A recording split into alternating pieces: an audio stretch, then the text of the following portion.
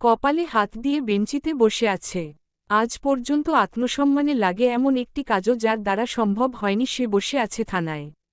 চোখ দুটো রক্তিম, ঘড়িতে বাজে 3:30। দুটো গুরুত্বপূর্ণ মিটিং ছিল, একটি ক্যান্সেল করে এসেছে। তাইফ এসে কাঁধে হাত রেখে বলল, ভেতরে চল, শাকিল সব ব্যবস্থা করে রেখেছে। দীর্ঘ শ্বাস ফেলে উকিল নিয়ে ভেতরে গেল। চেয়ারে বসে থাকা অফিসারের দিকে তাকাতেই চোখের ইশারা বুঝতে পেরে পেছনে ফিরল। কনস্টেবল আসামি নিয়ে এসেছে, নিজে জামিন হয়ে ছাড়িয়ে নিল। আসামির অপরাধ গত কয়েকদিন আগে হাইওয়েতে দাঁড়িয়ে মেয়েদের টিজ করেছে বন্ধুদের সাথে মিলে। সেখান থেকে একটি মেয়ে আজ দুদিন নিখোঁজ। কপাল ভালো সেদিন রাতেই বাড়ি ফিরে এসেছে। সমস্ত প্রমাণ জোগাড় করে সে নির্দোষ প্রমাণিত হলেও বন্ধুদের মধ্যে একজন পালিয়েছে। ধারণা অনুযায়ী কাজটি সে বন্ধুর। সে পালিয়ে বাকিদের ফাঁসিয়ে দিয়েছে। অন্যদের বাবা মা ধনাঢ্য ব্যক্তি, তাই তাদের জামিনের ব্যবস্থা দ্রুত হলেও 14 শিখের ও পাশে আটকে গিয়েছে সোকোল্ড মিডল ক্লাস। ইভটিজিং মামলায় ফেসে গেলে যে পুরুষের আর কিছু করার থাকে না, এ কথা সবার জানা। রাঘব বোয়ালের সন্তানেরা ছাড়া পেলেও মধ্যবিত্ত ফেসে যায় সঙ্গদোষের কারণে। সৎসঙ্গে স্বর্গবাস, অসৎসঙ্গে সর্বনাশ। এই সর্বনাশ যতটা না অপরাধীর হয় তার চেয়ে বেশি হয় তার পরিবারের। গালি, জুতার বাড়ি সব পরিবারের গালে পড়ে। সমস্ত ফর্মালিটিস শেষ করে থানা থেকে বেরিয়ে এসে বারান্দায় দাঁড়ালো জাবির। তাইফের কাছে জিহাদকে রেখে একপাশে যেয়ে ফোন দিল শাকিলকে। ফোন রিসিভ করতেই শাকিলকে বলল, বন্ধু, তোর উপকার আমি ভুলব না। জোরে সোরে ধমক দিল শাকিল। জিহাদকে বের করছি, এখন তোরে ঢুকাবো ভেতরে, সাতারা চিহ্নলা। এত ফর্মালিটিস করিস কেন? জিহাদ তোর যেমন ভাই, আমারও ভাই। ভুল করছে, বাসায় গিয়ে বুঝাবি।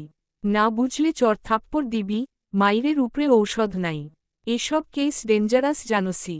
ভাগ্যিস কেসটা আমার থানায় হয়েছে, অন্য থানায় হলে টেরি পেতাম না। বারবার তো ছাড়াতে পারবি না। জাবির চুপ করে আছে দেখে শাকিল পুনরায় বলল, ওকে বাসায় পাঠিয়ে ঠান্ডা মস্তিষ্কে মিটিংয়ে যা। ভুলে গেলে চলবে না, আজ আরও একটি গুরুত্বপূর্ণ কাজ আছে। আমি যেতাম, কিন্তু ওখানে গিয়ে এখন ঝামেলায় পড়তে চাচ্ছি না। বুঝতেই পারছিস এখন এখানে অনেক কাজ। আমাদের অনেক দিনের স্বাদ তোর বিয়ে দেখার। জাবির পুনরায় প্রশ্ন করল, যাবি না তাহলে? না রে দোস্ত, তাইফ যাক, আমি প্রোগ্রামে অ্যাটেন্ড করব সরাসরি। জিহাদের কেসটা নিয়ে ঝামেলা হতে পারে এখানে, আমি এদিকটা সামলাই। মনে কষ্ট নিস না। আচ্ছা। ফোন কেটে জাবির এগিয়ে এলো। জিহাদের দিকে তাকিয়ে বলল, সোজা বাসায় যেয়ে খেয়ে নিবি। খাবার কিনে দিচ্ছি। ডিসিশন তোর, ভালো হবি নাকি এমন লাফাঙ্গা থাকবি? আমি আর শুধু রক্ত বেচে তোদের সাহায্য করতে পারি, আর কোনো কিছু নেই আমার নিজের। মাথা নত করে ভাইয়ের কথাগুলো শুনছে। প্রতি উত্তর করেনি। ভাইকে এক প্যাকেট বিরিয়ানি কিনে দিল। ভাইয়ের দিকে তাকিয়ে বলল, ভাইয়া ভাত দিলেই হতো। জাবির ভ্রু কুঁচকে বলে, ওই বাসায় সবাই বিরিয়ানি খাচ্ছে, তুই ভাত খাবি কেন? আমি কি মতারা চিহ্ন রে গিয়েছি? বাসায় যা, বের হবি না আমি আসা অবধি। আচ্ছা। গাড়ি ভাড়া করে বাসায় পাঠিয়ে দিল। রওয়ানা হলো মিটিংয়ে। 5টার মাঝে পাত্রীদের বাসায় পৌঁছাতে হবে। তাইফ চলে গেল নিজের কাজে। 5টার আগে দেখা করে দুজন একসাথে যাবে জানালো। ফোনে ভিডিও কল এসেছে। পকেট থেকে ফোন বের করে তাইফ দেখল মেহেদি এবং শাকিলের ফোন। রিসিভ করতেই ও পাশ থেকে মেহেদি বলল, আমি ঢাকার বাইরে যাচ্ছি, আব্বুর জায়গার দলিল নিয়ে ঝামেলা হয়েছে। জাবিরকে সাহস দিস। জিহাদের ব্যাপারটা নিয়ে চিন্তা করতে একদম নিষেধ করবি। ফোন দিতাম, কিন্তু বিয়েতে যাচ্ছি না বলে কি সান্ত্বনা দিব বল? আর আমার কাছে ব্যাপারটা কেমন অস্বস্তিকর মনে হচ্ছে। হঠাৎ বন্ধুরা কনেদের বাড়িতে হাজির হলে উনারা ভালোভাবে নাও গ্রহণ করতে পারে। সেই সাথে শাকিলও একই কথা বলল। আমারও তাই মনে হয়। আমি যদি এই পুলিশের ড্রেস পরে বিয়ে বাড়িতে হাজির হই, কেমন বিচ্ছিরি ব্যাপার হবে। এছাড়া লাবণ্য যদি টের পায় জাবিরের বিয়ে পার্লারে দৌড় দিবে। এর থেকে আগে বিয়েটা সারতে দে।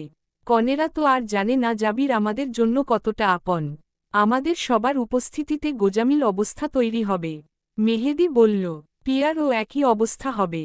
এরা বরণ ঢালা নিয়ে হাজির হবে। এর থেকে বিয়েটা আগে হোক।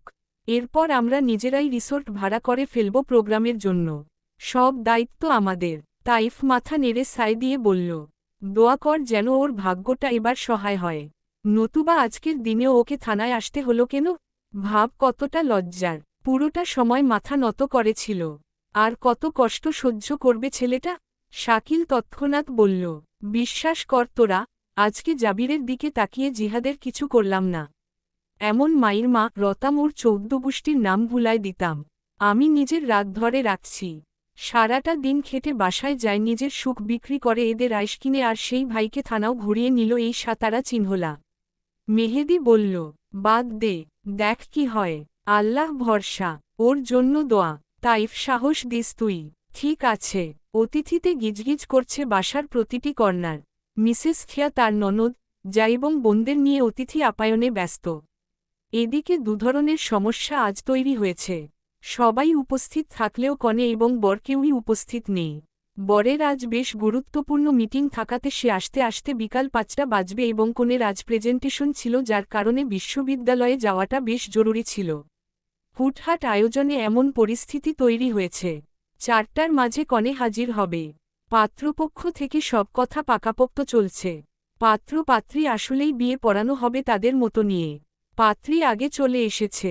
অদ্ভুতভাবে রোশনি তার দুজন বান্ধবী যথাক্রমে কথা ও তানিশাসহ পার্লার থেকে একেবারে বউ সেজে চলে এসেছে 4টার আগেই। এই অবস্থায় সামনের দরজা দিয়ে না ঢুকে ডাইনিং এরিয়ার দরজা দিয়ে প্রবেশ করেছে। নজরকাড়া সুন্দর লাগছে বেগুনি কাতানে। শাড়িটা দাদির। দাদাভাই দাদিকে উপহার দিয়েছিলেন। ভালোবেসে দাদি তাকে জন্মদিনে সেই শাড়ি উপহার দিয়েছেন। আজকের মতো বিশেষ দিনে পরার সুযোগ হাতছাড়া করেনি। রোকসানা খানম এবং মা, চাচিরা বিস্মিত হয়ে আড়ালে নিয়ে প্রশ্ন করল, বিয়েই তো করবি না, তাহলে একেবারে তৈরি হয়ে এলি যে? না হয়ে উপায় আছে? তোমরা কি ভূত মার্কা সাজ দিবে সেই 1800 সালের? তখন জামাই আমার বেহুশ হয়ে যাবে। আমি চাই না লোকটার কাছে আমার ফার্স্ট ইমপ্রেশন খারাপ হোক। বিয়ে আজ হোক বা কাল করতেই হবে। জীবন মানেই এক্সপেরিমেন্ট। তাই বিয়েটা করে ফেলা বুদ্ধিমানের কাজ আপাতত। তবে রিসার্চের ব্যাপারে কথা বলবো পাত্রের সাথে। যদি করতে না দেয় তোমাদের ঘাড়ে এসে উঠব। এটা তোমাদের জন্য হুমকি। দাদি বেশ খুশি হয়ে বললেন, এই না হলে আমার নাতনি, সে রিসার্চ না হয় হবে। আমি দেখছি এই ব্যাপারটা। এদিকে পাত্রের মা এবং 3 বোন মেয়েকে দেখেই স্তব্ধ। বয়স যা বলেছে সেই অনুযায়ী মেয়েকে আরও ছোট লাগছে। এক কথায় রূপবতী। এমন মেয়ে ঘরে গেলে তো ঘর চকচক করবে। সাবরিনা মায়ের কানে বলল, জিহাদের বউ হলে বেশি ভালো হতো আম্মা। মেয়েকে চুপ করিয়ে রোজিনা বলল, যা কপালে আছে তাই হবে, কথা বাড়াস না। তোর বাবা শুনলে রাগ করবে। রোশনির বড় বাবা তাকে ডেকে ড্রয়িং রুমে এনে সবার সাথে দেখা করল। ছেলের বাবা 2 হাত তুলে দোয়া করলেন। মেয়েকে ভেতরে নেয়া হল। রোমা এবং শামা বোন দুটো একে অন্যের দিকে তাকিয়ে হাসছে। এদের মাথায় বেশ বুদ্ধি। শামা ফিসফিস করে বলল, দুলাভাইয়ের চোখগুলো দেখ, পাশে বউ রেখে এবার নজর দিয়েছে নতুন ভাবির দিকে। এই লোকের চোখ দুটো কোনোদিন না আমি খুলে মার্বেল খেলি বলা যায় না। ব্যাটা চরিত্রহীন কোথাকার। রোমা বোনকে আটকে বলল, আস্তে কথা বল, শুনবে, পরে দেখা যাবে ওসব। কিন্তু ভাইয়া কোথায়? এখনও এলো না। শামা দীর্ঘ শ্বাস ছেড়ে বলল, ভাইয়া আমাদের সংসারের কলুর বলদ বুঝলি। বিয়ের দিনটাও ছুটি পেল না। কি মনে করে যে দাদি এমন রাজকন্যা স্বভাবের মেয়ে আমাদের বাড়ি নিচ্ছে আল্লাহ জানে। মা আর বড় আপার অত্যাচারে সংসার করতে পারলে হয়। আল্লাহ ভরসা। ঘড়ির কাঁটার যখন 5টা, বরের আগমন ঘটেছে। পোশাক আশাক দেখে সকলের মুখ বন্ধ। এভাবে কেউ বিয়ে করতে আসে বলে ধারণা করা হয় না। বিয়ে না হোক অন্তত পাত্রী দেখতে যাবে বলেও মানুষ তৈরি হয়ে আসে, অথচ এই পাত্র তো একেবারেই চাকচিক্যবিহীন। একটা কালচে মেরুন শার্ট, কালো প্যান্ট। শার্টের হাতা কোনুই অবধি গুটানো। সাথে একজন বন্ধু। তবে যে যাই বলুক ছেলে একেবারে খাসা, এই সাদামাটাতেও তাকে অসাধারণ লাগছে। এসেই এক গ্লাস পানি চেয়ে নিল। সামনে এত পদের নাস্তা থাকার সত্ত্বেও পানি ব্যতীত কিছু মুখেই তুলল না। দুপুরের খাবার অফিসে খেয়েছে। প্রফেসর সাহেবের বড় ভাই কিছু প্রশ্ন করলেন পাত্রকে। প্রথম প্রশ্ন ছিল, তুমি কি বিয়ের জন্য প্রস্তুত? মাথা নেড়েই সায় দিল পাত্র। দ্বিতীয় প্রশ্ন, এই পোশাকে করবে নাকি আমরা নতুন পোশাকের ব্যবস্থা করব? বেশ অবাক হল জাবির। গভীর দৃষ্টিতে তাকালো ভদ্রলোকের দিকে। রোশনির মেজ চাচা ব্যাপারটা আন্দাজ করে বড় ভাইকে চিমটি কেটে ফিসফিস করে বলল, ভাই এটা আমাদের হবু মেয়ের জামাই। এভাবে অপমান করবেন না। গলা খাকারি দিয়ে থেমে গেলেন। জাবিরের স্পষ্ট মনে হল অপমান করা হয়েছে। তবুও শান্ত থেকে কয়েক শব্দে বলল, এটাই ঠিক আছে, বিয়েতে চাকচিক্য না থাকাই ভালো। চাকচিক্য যত কম রহমত তত বেশি। প্রফেসর সাহেব বেশ খুশি হলেন। ছেলের কথার ধরন বুদ্ধিমানের মতো। এত চাকচিক্য দিয়ে কি কাজ? মেয়ের জন্য এই পাত্র খাসা। পরবর্তী প্রশ্ন করা হলো তাকে, কথা বলতে চাও পাত্রীর সাথে? না, দাদির উপর ভরসা আছে আমার। কনেপক্ষের সকলে বেশ অবাক। এত বাধ্য কেন পাত্র? অন্যদিকে কি কাট উত্তর। এই ছেলে কি দাম্ভিক না গম্ভীর? রোশনির চাচা জ্যাঠা সবাই বেশ চিন্তিত। মেজ চাচা বড়জনের কানের কাছে বলল, ছেলের কথা ঝাঁঝ আছে, ম্যানেজার বলে কথা, থাক বাদ দেন আর প্রশ্ন কইরেন না। রসিয়ে বা অতিরিক্ত কথা বলা মনে হয় পছন্দ করে না। অল্প কথায় সব উত্তর দিচ্ছে। ভাইয়ের কথায় সায় দিলেন। রোকসানা বেগম তারা দিলেন। নাতনি মুখ ফুটে কিছু বলেনি, তবে উদ্দেশ্য ভালো না। তাই তিনি দেখা করার প্রস্তাবে জোর করতে চাইলেন না, যদি বরের বেশভূষা দেখে বলে উঠে বিয়ে বাতিল। বিয়ে পড়ানো শুরু হল। প্রথমে কনের রুম থেকে পড়িয়ে পড়ে বরের মুখ থেকে কবুল শুনে সাইন করিয়ে নিতেই বিবাহবন্ধনে আবদ্ধ হয়ে গেল রোশনীদের পরিবারের সবচেয়ে বেমানান জুটিটি। রোশনীর বড় মা মানে বড় জেঠি বেশ বিরক্ত, তাদের মেয়ের সাথে এই বেমানান শ্বশুর বাড়ির লোকজন নিয়ে। শাশুড়ি কি বুঝে এই ছেলের হাতে মেয়ে তুলে দিলেন তা ভেবেই শেষ। রোশনীর বাবা মা দুটোই ভারী বোকাসোকা। এর মাঝে খবর এলো পাত্র বেরিয়ে গিয়েছে। পাত্রের কে যেন সড়ক দুর্ঘটনার শিকার হয়েছে। অদ্ভুত ব্যাপার স্যাপার সব বিয়েতে। রুমে বসে দাঁত দিয়ে নখ কাটছে রোশনী। মাত্রই শুনতে পেল পাত্রের চলে যাওয়ার খবর। ভাবলেশীন চেহারা দেখে দুই বান্ধবী প্রশ্ন করল, কিরে রোশনী, এভাবে চিন্তাভাবনাহীন ভাবে বসে আছিস কেন? কষ্ট লাগছে না দুলাভাই চলে যাওয়াতে? উহু, কষ্ট লাগবে কেন? তিনি গিয়েছেন পরোপকার করতে। শুনলি না, কোন বন্ধুর অ্যাক্সিডেন্ট হয়েছে? উপকার করা সওয়াব বুঝলি, কিন্তু টোটোর মুখে শুনলাম ছেলে নাকি মেরুন কালার শার্ট পরে বিয়ে করতে আসছে। তাহলে আমি এত সাজলাম কার জন্য? একটা ছবিও তো উঠাতে পারলাম না। টাকাগুলো জলে গেল। তা তো ঠিক, এত আগ্রহ নিয়ে যে সাজলি, একবার দেখেও তো যেতে পারত। বাদ দে, মন খারাপ করতে চাই না। রাতে দেখে নেবে। উনার দু বোন ছবি তুলে নিয়ে গেল। ছবিতে দেখবে, কথাও তো বলে যেতে পারত। সময় কি পেরিয়ে যাচ্ছে, তোরা এত গুরুত্ব দিচ্ছিস কেন ব্যাপারটাকে? বান্ধবীদ্বয় আশ্চর্য হয়ে তার দিকে তাকিয়ে আছে। কিছুক্ষণ আগে আফসোস করল, এখন আবার উল্টে গেল। কোথা থেকে আসে উদ্ভট এই চিন্তাভাবনা? একটা মানুষ এমন কি করে হয়? রোশনীর জায়গায় তারা দুজন থাকলে এতক্ষণে কেঁদে কেটে একাকার করে ফেলত সব, অথচ এই মেয়ে ঠান্ডা মস্তিষ্কে এতক্ষণ হাতের নখ কেটেছে দাঁতে, আর এখন এক প্লেট পোলাও নিয়ে বসেছে খেতে। খেতে খেতে রোশনী বলল, তোরা আজ যাস না, খেয়ে কিছুক্ষণ বিশ্রাম নেয়, তারপর আমরা পেপার নিয়ে বসব। এবস্ট্রাকট আমি রেডি করেছি, ইন্ট্রোডাকশনটা নিয়ে একটু ঘাটাঘাটি করতে হবে। সবচেয়ে গুরুত্বপূর্ণ হলো বেশ কিছু আর্টিকেল রিভিশন করে লিটারেচার রিভিউটা রেডি করতে হবে। কথা বিষণ্ণ স্বরে প্রশ্ন করল, আর্টিকেলগুলোই তো জানি না, পড়ব কি করে? রোশনী খেতে খেতে বলল, গ্রুপে মেসেজ চেক কর, সারাক্ষণ মেকআপ নিয়ে পড়ে থাকলে থিসিস স্বপ্নই থেকে যাবে। নিজেকে আয়নায় দেখেছিস? ভাগ্যিস আমি সেজে এসেছিলাম, নতুবা তোকে বউ ভেবে বসে থাকত সবাই। খবরদার আমার প্রোগ্রামের দিন আমার চেয়ে কম সাজবি। আজকে এত সাজার কারণ দেখছি না। বাহরে, সাজব না? বান্ধবীর বিয়ে, না সাজবি না, কারণ এটা ঘরোয়া বিয়ে। তানিশা তো সাজেনি, সেজে যখন ফেলেছিস কি আর করা? বয়ফ্রেন্ডকে কল দিয়ে দেখা, এরপর ওয়াশরুমে আমার একটা বিদেশি লাক্স আছে, ওটা দিয়ে ঘষে এসব তোলো। তার আগে নারকেল তেল দিয়ে মেকআপটা তুলিস। ও, নারকেল তেল কেন দিব? আমার কাছে রিমুভার আর ফেস ওয়াশ আছে। তুই দে নারকেল তেল। আমি নারকেল তেল দিয়েই তুলেছি, শান্তি পেয়েছি। দিলে দিবি, না দিলে নাই। ফ্রিতে জ্ঞান দিয়ে ভুল করেছি। শুন, সকালেই বেশ কিছু আর্টিকেল পাঠিয়েছি।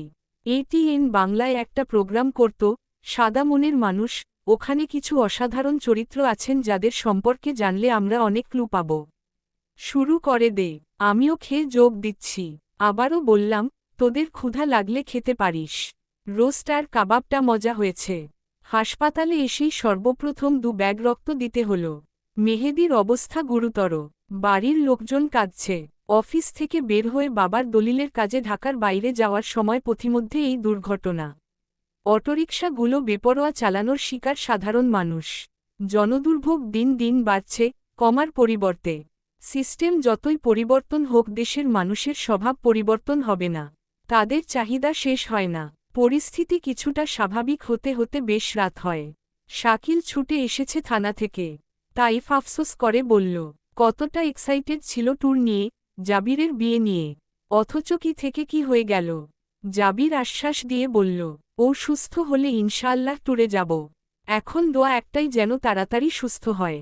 বাড়ি ফিরেই দেখতে পায় ছোট বোন দুটো ব্যতীত কেউ জেগে নেই। জিহাদের কথা জিজ্ঞেস করলে জানায়, আজ রুম থেকেই বের হয়নি। ভাই আসার পর দু বোন মিলে ভাইকে খাবার বেড়ে দিয়ে গল্প করতে বসল। জাবির নীরবে খাচ্ছে। রোমা ভাইকে তরকারি বেড়ে দিয়ে জিজ্ঞেস করল, ভাইয়া মেহেদি ভাই কেমন আছে? আলহামদুলিল্লাহ ভালো। শামা এর মাঝে বলল, ভাইয়া আজকে আমরা ভাবির সাথে অনেক ছবি তুলেছি, দেখবেন আপনি? মৃদু হেসে বলল, ঠিক আছে দেখব পরে। তোমরা দুজন খেয়েছ? আমরা তো আজ অনেক খেয়েছি। তবে আপনাকে সবাই মিস করেছে। ভাবির কাছ থেকে ফোন নাম্বার এনেছি, আপনাকে কি দিব? আচ্ছা দিয়ে দিও। শামা আকস্মাৎ বলে উঠল, একটা ইনফরমেশন দিই ভাইয়া। জাবির মাথা নাড়াতেই বলল, মা আর বড় আপা ভাবির সাথে জিহাইদার বিয়ে ঠিক করতে চেয়েছিল তা তো জানেন। আজ ওই বাড়িতে গিয়েও বড় আপা শান্তি পায়নি। আফসোস করছিল ভাবি কেন জিহাইদার বউ হয় নাই। এদের মনে এত প্যাচ কেন ভাইয়া আপনাকে নিয়ে? জাবির হাসছে। শামা আর জিহাদের চুলোচুলি লেগেই থাকে। একে অন্যকে পারলে মাতারা চিহ্ন রার জন্য তেরে আসবে এমন ভাব। বাম হাতে বোনকে আগলে নিয়ে বলল, তাতে কি হয়েছে? ওদের ভাবনা তো ভুল না। এই যে বিয়ে করলাম এতখানি ফুসরত কি হলো তোমাদের ভাবির সাথে কথা বলার বা দেখা করার? সে কি বুঝে বিয়ে করল তা নিজেই জানে না। সময় কোথায় আমার বউয়ের জন্য? এর চেয়ে জিহাদ ভালো না? রোমা ভাইয়ার দিকে তাকিয়ে ভাবছে তার এই বড় ভাইটা কত অদ্ভুত। কারো বিরুদ্ধে কোনো অভিযোগ নেই। শামা দু অধর আলগা করে বিরক্ত নিয়ে ভাইকে বলল, এত ভালো মানুষই করবেন না ভাইয়া। এরা আপনার শরীরের শেষ রক্তবিন্দুটুকু চুষে ক্ষান্ত হবে। স্বার্থ উদ্ধার হলে ছুঁড়ে ফেলে দিবে। খাবার শেষে হাত ধুয়ে বোনদের বলল, ডিমটা ভাজার পর তোমরা কি খোসা ফেলে দাও না? খাও। ফেলেই তো দাও। তাহলে ওদের দোষ কোথায়? আমার কাজ সবাইকে ভালো রাখা।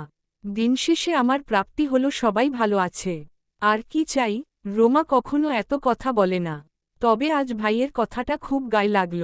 কিভাবে ভাই নিজেকে ফেলনা ডিমের খোসার সাথে তুলনা করল।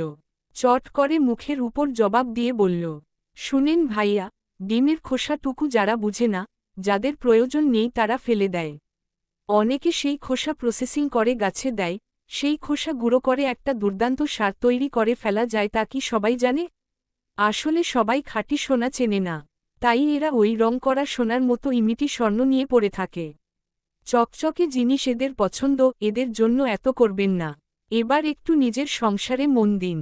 বিজ্ঞ পণ্ডিতদের মতো জ্ঞান দিচ্ছে দুবোন। জাবিরের হাসি পাচ্ছে। দু বোনের মাথায় হাত রেখে হেসে বলল, এই দুইটা পাকা বুড়ি থাকতে আমি কেন নিজের কথা ভাবব? ভাবার জন্য সবার কাছে অনেক কিছুই থাকতে পারে, আমার কাছে দুটো মনি মুক্ত আছে। যাও শুয়ে পড়ো দুজন, বেশ ক্লান্ত আমি। শুভ রাত্রি। ভাইয়ের প্রস্থানের দিকে তাকিয়ে দুবনি চোখের জলটুকু আড়াল করে নিল। শামা কাদো গলায় বলল, আমি যখন আরেকটু বড় হব, পড়াশোনা করে একটা চাকরি করব। এরপর ভাইয়া আর ভাবিকে নিয়ে এই সংসার থেকে আলাদা হয়ে দূরে চলে যাব। এই সংসারে সবাই স্বার্থপর। আম্মা সারাক্ষণ তার বড় মেয়ে আর ছোট ছেলে নিয়ে পড়ে থাকে। শামা ওড়নার আঁচলে চোখ মুছতে মুছতে টেবিল গুছিয়ে নিল। ও বাড়ি থেকে নতুন জামাইয়ের জন্য খাবার পাঠিয়েছিল। অথচ খাবারটুকু জাবিরের ভাগ্যে জুটেনি, কারণ সাবরিনা খাবারগুলো স্বামীকে দিয়ে তার শ্বশুর বাড়ি পাঠিয়েছে, লোক দেখানোর জন্য। আম্মা একটা বারও বাধা দিল না। সেই আক্রোশে দু বোন মিলে ভাইয়ের জন্য রান্না করেছে। ভাই এসে চারটা খাবে এই কথা যেন বাড়ির সবাই ভুলেই গেল। বাবাটা অসুস্থ, তাকে কেউ দুশ্চিন্তায় ফেলতে চায় না বলে জাবিরের করা নিষেধ ঝামেলা সংক্রান্ত কিছু নিয়ে যেন আলোচনা না হয় বাড়িতে।